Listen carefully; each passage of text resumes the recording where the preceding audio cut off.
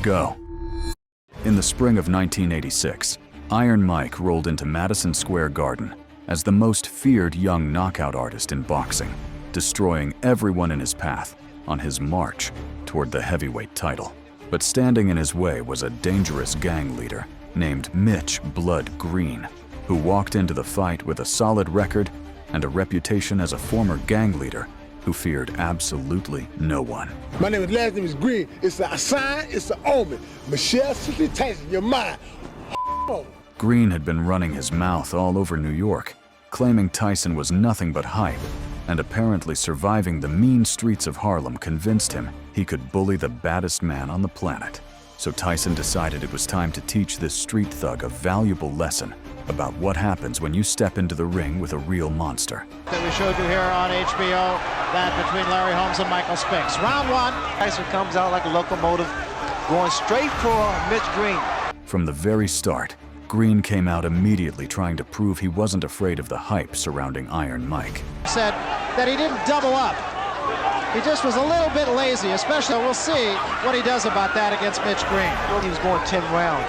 I had the same experience when I fought my first 10 round in Baltimore, 2 rounds. But being conditioned like Tyson, there is no major problem. Heavy-handed fighter. They say heavy-handed like George Foreman, but not nervous when they get in a boxing ring is either crazy or lying. What is your adrenaline? It's that anticipation. Customado with his career, period. Complaining about the head of Mike Tyson. Staying close to his punch. Staying close to his opponent. Always aggressive, right in front of his man. Now we see some head movement. But Green is off balance when he throws his punches. Well, the mistake that Mitch Green makes is the fact that he can have get those punches in and get him in sharp. That's the uppercut that was by Tyson. Well, let it go, say. And shots to the body. Slows down your maneuverability.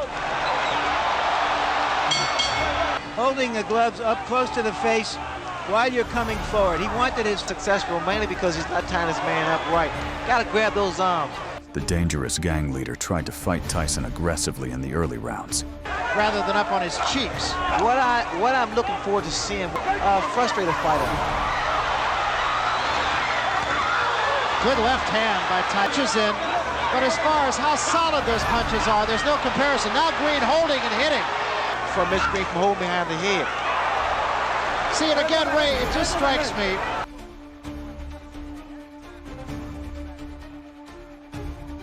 So he's able to throw quicker shots. There's the left hook I was talking about.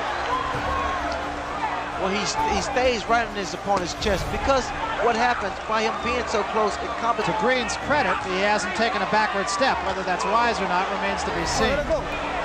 This is not the type of fight that Mitch Green want to have. And he did draw a warning from Luis Rivera, the referee, about holding. Green's in trouble. Those shots to the body is leverage, the body shots.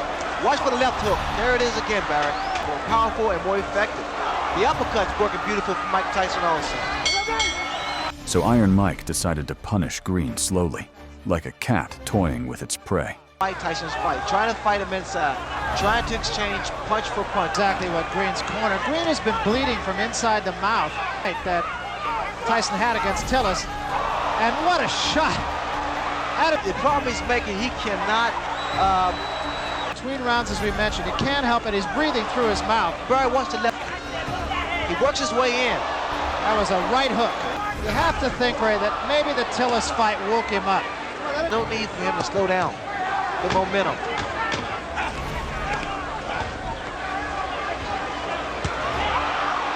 Both hands. Now here we see why the mouthpiece come out with that left jab, and in fact why it's so difficult for Green to move, because he's anxious to get to work. I want to mention one other thing too, and that is that he fights with so much authority.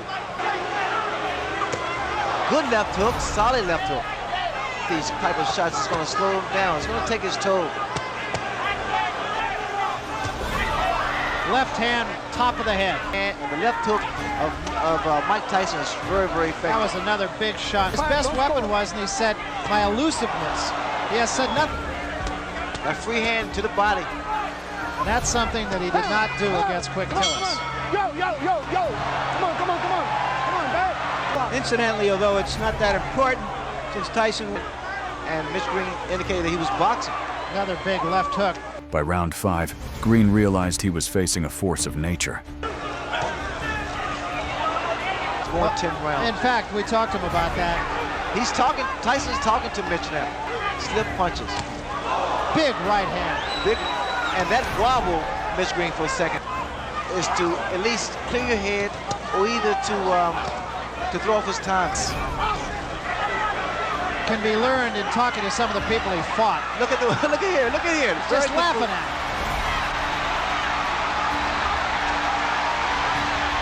And Green seems to me, Ray, to be doing all the wrong things.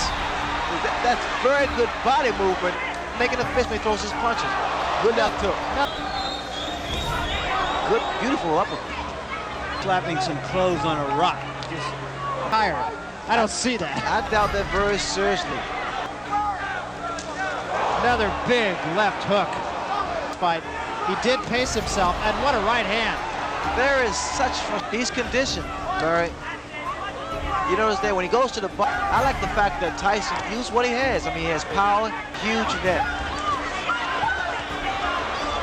At full speed. Look at here, the distance. Throwing those shots, combination to the body, not breathing at all.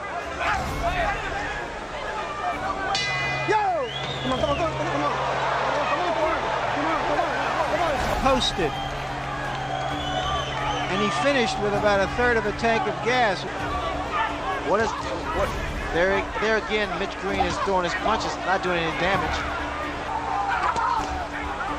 Chopping right hand did get in, but I mean, Tyson, there, good uppercut. what an uppercut. Just straight. Iron Mike kept stalking forward like a shark that smelled blood in the water. Look at the uppercut.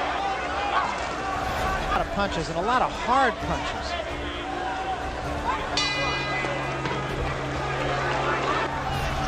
But his opponent isn't That was a good for Tyson. And now we see Mitch Green. He landed with a good uppercut there. Green just trying to tie Tyson up, and a couple of good shots by Mitch Green. His best rally of the fight right here. Look here. No. He's caught Tyson 4 or 5 times, and Tyson for the first time. His hands.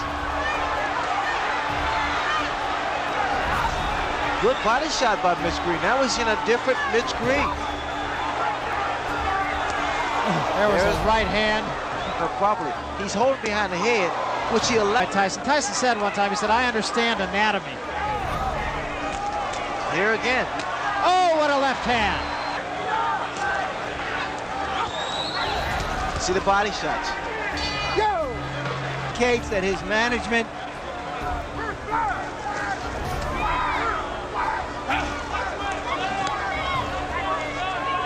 Tyson's arms are short, so he free hand. That uppercut was short. That seems to be something that runs through all of Mike Tyson's opponents. That well, the way he's geared up now, he wants to go out in style.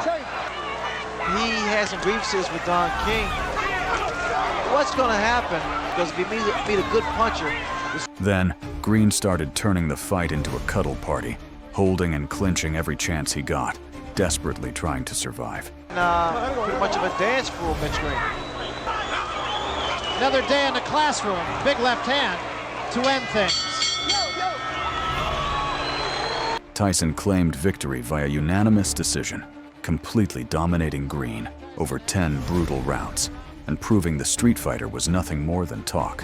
And just 2 years later, Green would make the mistake of running his mouth again, confronting Tyson outside a Harlem clothing store at 4 a.m., only to get beaten up in a street fight that sent him to the hospital and proved once and for all, you don't mess with Iron Mike, in the ring or on the streets. That's how Iron Mike shut down the so-called gang leader, proving once again that street credentials mean nothing against a real monster. Drop a like and show Iron Mike some love in the comments. Thanks for watching.